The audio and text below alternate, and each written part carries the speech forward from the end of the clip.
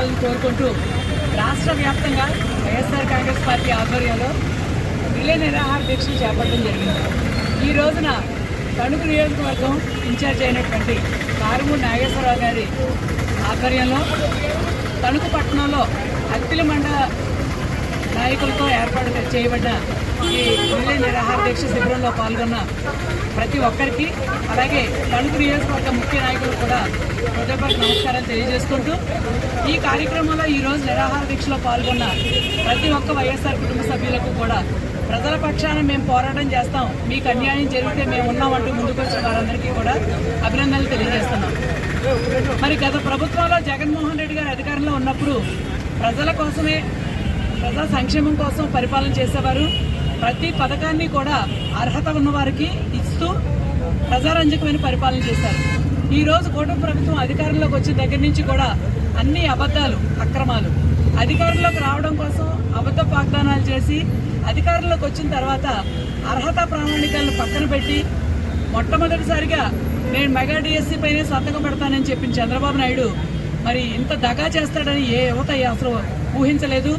మరి ఈ రోజున ఎన్నో ఆశలు పెట్టుకుని ఎప్పుడైతే డిఎస్సీ నుంచి ఉద్యోగాలు వస్తాయని ఆశలతో ఎదురు చూస్తున్న యువత భవిష్యత్తుని అంధకారంలోకి తోసేశారు. అర్హత ప్రామాణికం లేకుండా ప్రామాణికాలను మార్చేసి జీవోలను మార్చి మరి అక్రమ రీతిలో మీరు నియామకాలను జరిపించారని చెప్పి వైఎస్ఆర్ కాంగ్రెస్ పార్టీ తరఫున ఆధారాలతో నిరూపించినప్పటికీ కూడా ఈ రోజుకి కూటమి ప్రభుత్వం స్పందించకపోవడం చాలా సిగ్గుచేటు.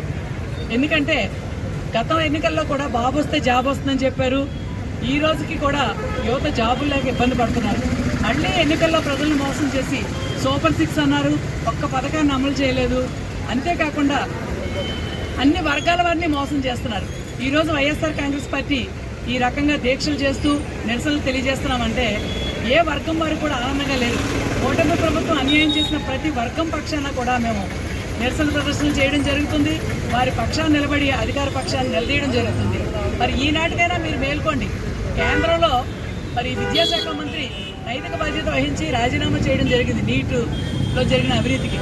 ఈ రోజు మీరు ఎక్కడ నైతిక బాధ్యత వహిస్తున్నారు? ఆధారాల పూర్వకంగా గోల్డ్ మెడలిస్ట్ కూడా ఉద్యోగం రాని విషయాల్ని మేము వారితో సమీక్షను ఏర్పాటు చేసి జగన్మోహన్ రెడ్డి గారు అన్ని వివరాలను తెలియజేసినప్పటికీ కూడా ఈ రోజు కూడా మీరు ఏ విధమైన స్పందన లేదు. అంతేకాకుండా మరి ఈ నెలలోనే పశ్చిమ గోదావరి జిల్లాలో భీమవరం రావడం జరిగింది జగన్మోహన్ రెడ్డి గారు. ఆక్వా రైతుల పక్షాన్ని పోరాటం చేయడానికి, పొగాకు రైతుల కోసం దేవరపల్లి రావడం జరిగింది. అంటే ఏ వర్గం వారిని కూడా ఇబ్బంది పెట్టిన వర్గం లేరు. ప్రతి వర్గం వారిని ఇబ్బంది పెడుతున్నారు. ఎంతో ప్రఖ్యాతిగాంచిన ఆక్వా రంగం కూడా ఈరోజు ఇబ్బంది పడుతుంది. పొగాకు రైతులు ఇబ్బంది పడుతున్నారు, రైతులు ఇబ్బంది పడుతున్నారు, యువత ఇబ్బంది పడుతున్నారు, మహిళలు ఇబ్బంది పడుతున్నారు. మీరు ఏ వర్గానికి ఒక పథకాన్ని, సంక్షేమ పథకాన్ని తీసుకొచ్చారు? సభాముఖంగా అందరినీ అడుగుతున్నాం. కూటమి ప్రభుత్వం వారు ప్రజారంజకమైన ఒక కార్యక్రమం చేపట్టామని చెప్పండి. మీరు రాజశేఖర రెడ్డి గారు ప్రవేశపెట్టిన ఫీజు రీయింబర్స్మెంట్ ఆపేశారు, అలాగే ఆరోగ్యశ్రీని ఆపేశారు, మహిళలకు ఇస్తానన్న, యువతకు ఇస్తానన్న ఉద్యోగాలు ఇవ్వలేదు, అలాగే నిరుద్యోగ వృత్తి ఇస్తానన్న నిరుద్యోగ వృత్తి ఇవ్వలేదు. ఇన్ని అబద్ధాలు చెప్పి అధికారంలోకి వచ్చి మీకు అధికారం ఒకటే ధ్యేయమా? ప్రజలకు సంక్షేమం కోసం ఏమి ఆలోచించరా? రాజశేఖర రెడ్డి గారు, జగన్మోహన్ రెడ్డి గారు ప్రవేశపెట్టిన పథకాలను కూడా అరకొరగా కంటిన్యూ చేస్తూ మరి ఆ పేర్లు మార్చేసి మీ ముద్ర వేసుకోవడానికి, ప్రజలను మభ్యపెట్టడానికే చూస్తారు. ఇంకా సిగ్గుపడాల్సిన విషయం ఏంటంటే గత 15 రోజుల క్రితం మేము మహిళలపై జరుగుతున్న అత్యాచారాల మీద నిరసన ప్రదర్శన చేయడం జరిగింది. మహిళలంతా గతంలో ఏనాడు లేని విధంగా మహిళలపై అత్యాచారాలు జరుగుతున్నాయి. మహిళలంతా చాలా ఆందోళన చెందుతున్నారు. ముఖ్యంగా ఈ అరాచకాలు, అత్యాచారాలు ఏవైతే జరుగుతున్నాయో అందులో సామాన్య వ్యక్తులు కాదు, నేరస్తులు, ఎమ్మెల్యేలతో సహా పెద్ద పెద్ద పదవుల్లో ఉన్న కూటమి నేతలే ఇందులో దోషులుగా ఉన్నారు. మరి వారిని రక్షిస్తూ పోలీస్ వ్యవస్థ కూడా ఎలాంటి అరెస్టులు చేయడం కానీ వాళ్ళపై చర్యలు తీసుకోవడం కానీ లేదు.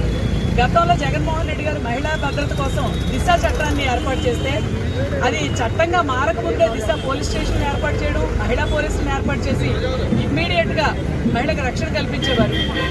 ఒక దిశ యాప్ను డౌన్లోడ్ చేసుకుని ఒక మహిళ ఎక్కడైనా ఇబ్బంది వచ్చినప్పుడు నిమిషాల్లో ఒక రక్షణ కల్పించిన వ్యవస్థని జగన్మోహన్ రెడ్డి గారు అధికారంలో చూస్తాం. ఈరోజు నిన్న మరి క్యాబినెట్లో రాష్ట్రం దిశ చట్టాన్ని రద్దు చేస్తూ తీసుకున్న నిర్ణయాన్ని కూడా తీవ్రంగా ఖండిస్తున్నాం. మేము మహిళకు భద్రత కలిగించాల్సింది పోయి బిఎన్ఎస్లో ఆల్రెడీ అవి ఇంక్లూడ్ అయి ఉన్నాయి, ఇది అక్కర్లేదు అని తీసుకున్న నిర్ణయం మహిళలుగా మేము తీవ్రంగా ఖండిస్తూ మీరు మహిళల భద్రత పైన తక్షణం మరి దిశ చట్టాన్ని చేసే విధంగా ఏదైనా లోటుపాట్లు ఉంటే మార్పులు చేసి చట్టాన్ని నిలబెట్టి ఇమ్మీడియట్గా 21 రోజుల్లో దోషి శిక్షించబడి ఇంకొక వ్యక్తి తప్పు చేయాలంటే భయపడే విధంగా చట్టాన్ని మార్పు తీసుకురావాలి తప్పించి ఈ రకంగా అధికారం ఒకటే ధ్యేయంగా పెట్టుకుని ఏ వర్గం వారికి ఆనందం లేకుండా చేయడం అన్నది చాలా బాధాకరం. ఈరోజు తక్షణం మీరు మెగాటీఎస్లో జరిగిన అవకతవకలపై స్పందించి వాటిని సరి చేసుకుని యువతకి న్యాయం చేయాలని కోరుకుంటున్నాం, సిబిఐ ఎంక్వైరీ చేయాలని కోరుకుంటున్నాం.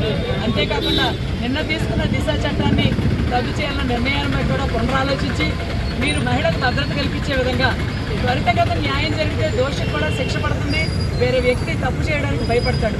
దిశ చట్టంపై కూడా పునరాలోచించాలని, డిఎస్సీపై అక్రమాలు నిరోధించి సిబిఐ ఎంక్వైరీ చేయాలని మేము వైఎస్ఆర్ కాంగ్రెస్ పార్టీ తరఫున డిమాండ్ చేస్తాం.